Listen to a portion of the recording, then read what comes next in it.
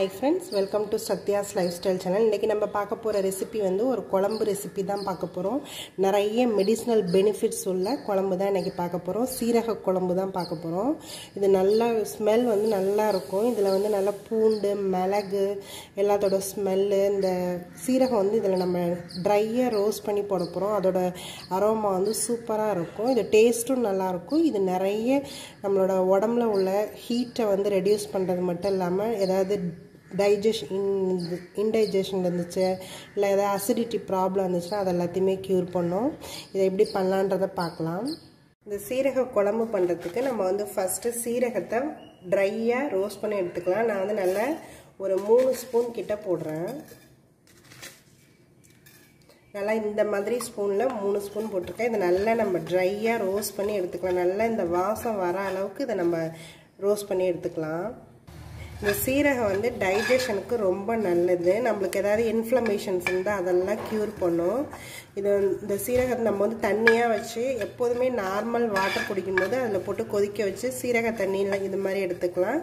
இந்த மாதிரி டிஷ்ஷாக பண்ணி கூட நம்ம வாரத்தில் வீக்லி ஒன்ஸ் அந்த மாதிரி கூட நம்ம இந்த மாதிரி ட்ரை பண்ணலாம். இந்த குழம்புல வந்து நம்ம பூண்டு, சீரகம், மிளகு எல்லாம் சேர்க்குறோம். இது நல்லா செரிமானத்துக்கு ரொம்ப நல்லது. இது நல்லா ட்ரை பண்ணியாச்சு. இது கூடவே நான் ஒரு ஸ்பூன் கிட்ட மிளகும் சேர்த்துக்கிறேன். அதையும் லைட்டாக ஹீட் பண்ணிவிட்டு ட்ரையாக ரோஸ்ட் பண்ணிவிட்டு நம்ம இதை நல்லா அரைச்சி எடுத்துக்கலாம். இது நல்லா ரோஸ்ட் ஆகிடுச்சு. இந்த அளவுக்கு இது கலர் மாறணும். இப்போ இதை நல்லா நம்ம பொடி பண்ணி எடுத்துக்கலாம். இந்த சீரக குழம்பு பண்ணுறதுக்கு நான் வந்து ஒரு பேனில் கொஞ்சமாக நான் வந்து நல்லெண்ணெயில் தான் பண்ணுறேன். நான் இன்றைக்கி எடுத்துருக்கிறது நல்லெண்ணெய் தான் எடுத்திருக்கேன். எண்ணெய் நல்லா ஹீட் ஆகிடுச்சு. நான் கொஞ்சமாக கடுகு போட்டுக்கிறேன்.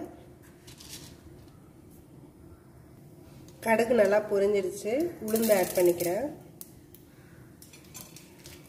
ஒரு 3 வரமிளகாய் ஆட் பண்ணிக்கிறேன். பூண்டு ஆட் பண்ணிக்கிறேன். கருவேப்பிலை போட்டுக்கிறேன். இந்த பூண்டு வந்து நல்லா இந்த எண்ணெயில் நல்லா பொரியணும். அப்புறம் தான் நம்ம வந்து ஆனியன் வந்து இதில் ஆட் பண்ண போகிறோம். இந்த பூண்டு நல்லா எண்ணெயில் பொரிஞ்சிருச்சு. நான் வந்து இப்போ ஆனியன் ஆட் பண்ணிக்கிறேன். நான் வந்து சின்ன வெங்காயம் தான் யூஸ் பண்ணுறேன். முழுசாக தான் ஆட் பண்ணுறேன். கொஞ்சமாக சால்ட் ஆட் பண்ணிக்கிறேன். நான் வந்து சின்ன வெங்காயம் கட் பண்ணாமல் அப்படியே தான் போட்டிருக்கேன். இந்த குழம்புக்கு கட் பண்ணாமல் போட்டால் நல்லாயிருக்கும். நீங்கள் வேணும்னா கட் பண்ணி கூட போட்டுக்கலாம். இந்த ஆனியனை நல்லா இந்த எண்ணெயில் நல்லா வதக்கிக்கலாம். நம்ம இந்த பூண்டு வந்து இந்த எண்ணெயில் நல்லா வதங்கணும். ஒரு ஸ்மெல் நல்லா இருக்கும் இந்த குழம்பு. இந்த ஆனியன் வந்து கொஞ்சம் நல்லா வதங்கி கிளாஸ் எஃபெக்ட் வந்துடுச்சு. இப்போ வந்து நான் வந்து ஒரு தக்காளி எடுத்துருக்கேன். அதை ஆட் பண்ணிக்கிறேன். இந்த தக்காளியை நல்லா வதக்கிக்கலாம். தக்காளி கரைஞ்சி நல்லா மசிஞ்சு வர அளவுக்கு நம்ம இதை வதக்கி எடுத்துக்கலாம். தக்காளி நல்லா வதங்கிடுச்சு. நம்ம வந்து இப்போ ஸ்பைசஸ் ஆட் பண்ணிக்கலாம். நான் வந்து கொஞ்சமாக மஞ்சத்தூள் ஆட் பண்ணிக்கிறேன். தனியாத்தூள் ஒரு 2 ஸ்பூன் ஆட் பண்ணிக்கிறேன். மிளகாத்தூள் 1 ஸ்பூன் ஆட் பண்ணிக்கிறேன். ஏன்னா நம்ம இதில் மிளகெல்லாம் சேர்க்க போகிறோம். அதனால் கொஞ்சம் காரம் இருக்கும். இந்த மசாலா எல்லாத்தையுமே கொஞ்சம் எண்ணெயில் நல்லா ஃப்ரை பண்ணிக்கலாம்.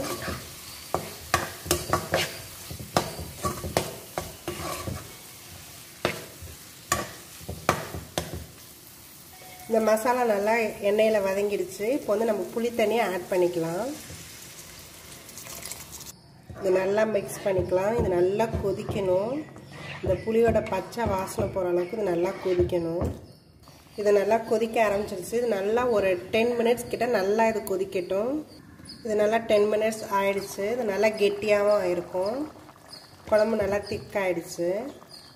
இப்போ வந்து நம்ம லாஸ்ட்டாக அந்த வறுத்து வச்சுருந்தோம் இல்லையா, அந்த சீரகம், மிளகு எல்லாம் வறுத்து வச்சுருந்தோம் இல்லையா, அந்த பொடியை போட்டுட்டு நிறுத்த வேண்டியது தான். நான் வந்து நல்லாவே ஒரு 2 ஸ்பூன் கிட்ட ஆட் பண்ணிக்கிறேன். இதை அப்படியே நிறுத்திடலாம். நம்ம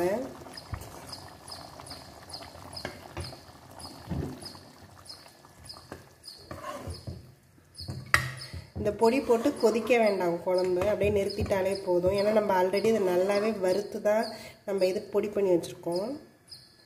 கொஞ்சமாக கருவேப்பிலை போட்டுடலாம். நீங்கள் வேணுன்னா கொத்தமல்லி கூட போட்டுக்கலாம். நான் இந்த குழம்புக்கு வந்து வெறும் கருவேப்பிலை மட்டும்தான் யூஸ் பண்ணுவேன். இந்த சீரக குழம்பு ரெடி ஆகிடுச்சு.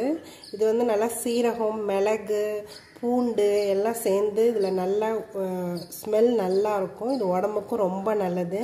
சீரகம் வந்து நம்ம உடம்போட சூட்டை வந்து நல்லா குறைக்கும். நம்ம ஓவர் ஹீட்டாக உள்ளவங்க இதை வீக்லி ஒன்ஸ் கூட நம்ம இந்த குழம்பு செஞ்சு எடுத்துக்கலாம். அது நல்லா ரெடியூஸ் பண்ணும், இந்த பாடி ஹீட்டை ரெடியூஸ் பண்ணும். அது இல்லாமல் நம்மளோட வயிற்றில் ஏதாவது புண்ணு இருக்குது அதெல்லாம் வந்து நல்லா குணப்படுத்துகிற இது இருக்குது. இது நீங்களும் ட்ரை பண்ணி பாருங்கள். என்னோடய வீடியோஸ் எல்லாத்தையும் பாருங்கள். மறக்காமல் எங்கள் சேனலை சப்ஸ்கிரைப் பண்ணுங்கள். தேங்க்யூ ஃபார் வாட்சிங்.